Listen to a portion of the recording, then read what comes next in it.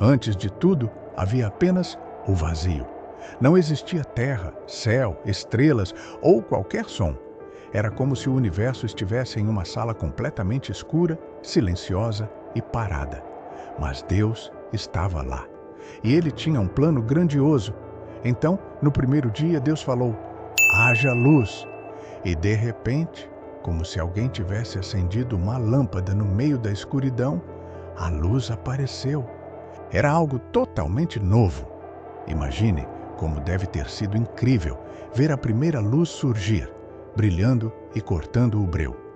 Deus observou aquilo e ficou satisfeito, dizendo que era bom. Ele separou a luz da escuridão. À luz, ele deu o nome de dia, e a escuridão chamou de noite. E assim o primeiro dia foi concluído. Deus estava apenas começando. No segundo dia, Deus olhou para as águas que ainda cobriam tudo e decidiu organizá-las. Ele criou o céu, um espaço enorme que dividia as águas. Uma parte ficava acima e outra abaixo. Esse céu era diferente do que vemos hoje com estrelas e nuvens. Era como uma imensa cúpula azul que Deus moldou com perfeição. Ele estava dando forma ao que antes era só caos. O céu, com toda a sua imensidão, estava lá, pronto. E o segundo dia chegou ao fim. Mas Deus não parava. No terceiro dia, ele fez algo espetacular. Ele reuniu toda a água que estava espalhada e fez os mares. Imagine o som das ondas se formando pela primeira vez. Mas não era só isso. As partes secas começaram a aparecer. E Deus chamou isso de terra. O chão ainda estava vazio, sem nada crescendo. Então, ele trouxe vida à terra. De uma só vez, surgiram árvores altas com frutos deliciosos, flores de todas as cores e formatos, arbustos verdes e grama que cobria o chão como um tapete macio. Era como se Deus estivesse pintando um enorme jardim, perfeito em cada detalhe. E claro, tudo o que ele fazia era bom. Deus olhou para a terra e os mares e viu que estavam exatamente como deveriam ser. No quarto dia, Deus voltou sua atenção para o céu. Ele quis colocar luzes que não apenas iluminassem, mas que também ajudassem a marcar o tempo. Assim, ele criou o sol, uma estrela gigantesca e brilhante, para iluminar o dia. E para a noite, ele fez a lua, com seu brilho suave, e incontáveis estrelas que enchiam o céu escuro como pequenas joias cintilantes. Cada uma dessas luzes tinha sua função. Deus criou o tempo. Dias, noites, meses e anos começaram a ser contados a partir dali. Tudo era organizado e perfeito. E até aqui, Deus estava apenas preparando o cenário para algo ainda mais especial. Ele estava criando um mundo cheio de beleza, esperando pelos próximos passos de sua obra. Depois de criar um mundo cheio de luz, terra, mares e plantas, Deus decidiu que era hora de trazer movimento para a criação, algo que respirasse, nadasse e voasse. No quinto dia, Deus olhou para os mares vastos e disse algo como: está na hora dessas águas ganharem vida. Foi então que os primeiros peixes e criaturas marinhas apareceram. Imagine cardumes inteiros de peixes coloridos nadando juntos, enquanto baleias gigantes deslizavam pelas águas profundas. Cada criatura tinha uma forma e um propósito único, desde os pequenos camarões até os tubarões impressionantes. O oceano, que antes era silencioso, agora estava cheio de sons. O bater de caudas, bolhas subindo à superfície e o movimento constante das águas. Mas Deus não parou por aí. Ele olhou para o céu e disse: que o céu também se encha de vida. E assim surgiram as aves. Pense em pássaros de todas as cores e tamanhos, batendo suas asas e enchendo o ar com seus cantos. Alguns voavam bem alto, enquanto outros, como os pardais, ficavam perto do chão, piando e se movendo entre os galhos das árvores. Deus cuidou de cada detalhe, garantindo que cada ave fosse perfeita para o ambiente que ele havia criado. Deus observou todas essas novas criaturas, nos mares e nos céus, e viu que tudo era bom. Era como se a terra estivesse ganhando personalidade e energia a cada nova criação. A vida estava começando a pulsar por todos os cantos. No sexto dia, Deus decidiu criar ainda mais. Ele olhou para a terra e disse: que haja criaturas vivas sobre a terra. E assim, os primeiros animais surgiram. Imagine o chão vibrando com o som de cavalos galopando, elefantes marchando e leões rugindo. A cada instante, novas formas de vida apareciam. Coelhos saltando pelos campos, girafas esticando seus longos pescoços para alcançar as folhas mais altas e ovelhas pastando tranquilamente nos gramados verdes. Deus criou todo tipo de animal, os grandes como os ursos e os rinocerontes, e os pequenos como as formigas e os esquilos. Até os insetos, como borboletas coloridas e abelhas que voavam de flor em flor, tinham seu lugar nesse mundo cuidadosamente planejado. Tudo estava cheio de vida, movimento e harmonia. Mas Deus ainda não tinha terminado. Ele tinha um plano especial para o final desse dia. No sexto dia, depois de criar os animais que habitavam a terra, Deus decidiu fazer algo especial.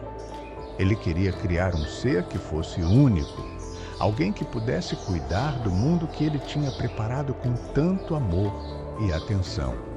Então, Deus disse: façamos o ser humano à nossa imagem e semelhança. Imagine a cena: Deus se inclinando, como um artista que está prestes a finalizar sua maior obra. Ele começou a formar o homem com suas próprias mãos, usando o pó da terra. Foi um trabalho cuidadoso, com cada detalhe sendo pensado. Deus moldou os braços, as pernas, o rosto e cada parte do corpo humano. Mas o homem ainda não estava vivo. Então, Deus fez algo maravilhoso. Soprou o seu próprio fôlego de vida nas narinas dele. E foi assim que o homem se tornou um ser vivo. Deus chamou o primeiro homem de Adão. Adão não era apenas mais uma criatura da terra. Ele era especial porque tinha algo que os outros não tinham: a capacidade de pensar, criar e até se conectar com Deus de uma maneira única. Ele foi colocado em um lugar incrível chamado Jardim do Éden. Esse jardim era como um paraíso, cheio de árvores frutíferas, riachos cristalinos e animais vivendo em paz. Adão podia andar por ali, cuidar das plantas e aproveitar tudo o que Deus havia feito. Mas Deus percebeu que Adão estava sozinho. Ele tinha os animais ao seu redor, mas nenhum deles era realmente como ele. Deus sabia que o homem precisava de alguém com quem pudesse compartilhar a vida, alguém que fosse sua companheira. Então, ele colocou Adão em um sono profundo. Enquanto Adão dormia, Deus retirou uma de suas costelas e, a partir dela, formou a primeira mulher. Quando Adão acordou e viu a mulher, ele ficou maravilhado. Ele sabia que ela era parte dele, feita especialmente para ser sua parceira. Adão a chamou de Eva. Juntos, Adão e Eva tinham uma conexão especial com Deus e com o mundo ao seu redor. Deus os abençoou e disse: sejam férteis, multipliquem-se e encham a terra. Governem sobre os peixes, as aves e todos os animais. Ele confiou a eles o cuidado de toda a criação. Era como se Deus estivesse entregando o mundo em suas mãos, dizendo: Isso é para vocês. Aproveitem, cuidem e vivam em harmonia. E assim, no final do sexto dia, a criação estava completa. Deus olhou para tudo o que havia feito, desde as estrelas até os seres humanos, e viu que tudo era muito bom. O mundo agora era um lugar vivo, cheio de beleza e significado. No sétimo dia, Deus descansou. Não porque estava cansado, mas para mostrar que aquele momento era sagrado. Ele abençoou o sétimo dia e o tornou especial, um dia de descanso e gratidão. A criação estava terminada, mas a história de Adão e Eva estava apenas começando. Adão e Eva viviam no Jardim do Éden, um lugar que era mais bonito do que qualquer coisa que você possa imaginar. Tudo era perfeito. Árvores carregadas de frutos deliciosos, rios cristalinos que corriam sem parar, e uma brisa suave que parecia trazer paz a cada canto. Os animais viviam em harmonia e não havia medo nem perigo. Adão e Eva podiam passear por todo o jardim e cuidar dele, como se fossem os guardiões daquele paraíso. No centro do jardim havia duas árvores muito especiais. Uma delas era a árvore da vida, que representava a imortalidade e a presença de Deus. A outra era a árvore do conhecimento do bem e do mal, que tinha um significado profundo. Deus tinha dado uma única instrução clara a Adão e Eva. Vocês podem comer do fruto de qualquer árvore do jardim, mas não comam da árvore do conhecimento do bem e do mal. Se comerem, certamente morrerão. Essa ordem não era difícil de seguir. Afinal, o jardim inteiro estava cheio de frutas deliciosas e comida em abundância. Eles não precisavam de nada mais. Adão e Eva estavam felizes, vivendo em harmonia com Deus, um com o outro e com o mundo ao redor. Mas havia alguém que não estava feliz com essa harmonia. Era a serpente, uma criatura astuta e cheia de segundas intenções. Ela era usada pelo inimigo de Deus, que queria destruir tudo o que era bom e perfeito. Um dia, enquanto Eva passeava pelo jardim, a serpente se aproximou. Com uma voz suave e enganadora, ela começou a conversar com Eva. É verdade que Deus disse para vocês não comerem do fruto de nenhuma árvore do jardim? Perguntou a serpente. Eva respondeu: podemos comer do fruto de todas as árvores, menos da árvore do conhecimento do bem e do mal. Deus disse que se comermos ou tocarmos nela, morreremos. A serpente riu, balançando sua cabeça. Vocês não vão morrer, ela disse. Deus sabe que, no momento em que comerem desse fruto, seus olhos se abrirão e vocês serão como Ele, conhecendo o bem e o mal. Eva ficou pensativa. Ela olhou para a árvore e para o fruto, que parecia tão apetitoso. Será que a serpente estava certa? Será que Deus estava escondendo algo deles? Sem pensar nas consequências, Eva pegou o fruto e deu uma mordida.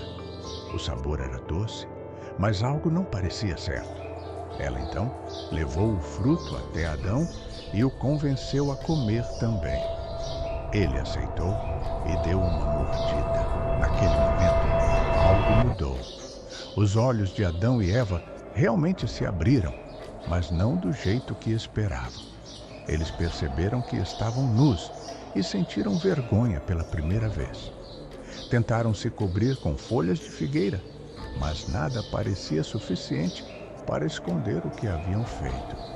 Eles haviam desobedecido a Deus e agora o paraíso nunca mais seria o mesmo. Naquele dia, Deus veio ao jardim, como fazia todas as tardes. Adão e Eva, que antes corriam para encontrá-lo, agora se esconderam entre as árvores. Deus os chamou. Onde vocês estão? Adão respondeu com a voz tremendo. Nós nos escondemos porque estamos nus e com medo. Deus sabia o que havia acontecido. Com tristeza, ele perguntou: Quem disse que vocês estão nus? Vocês comeram do fruto que eu ordenei que não comessem? Adão tentou se justificar. Foi a mulher que o Senhor me deu. Ela me deu o fruto. Eva também tentou se defender. A serpente me enganou. Deus olhou para eles com compaixão, mas também com justiça.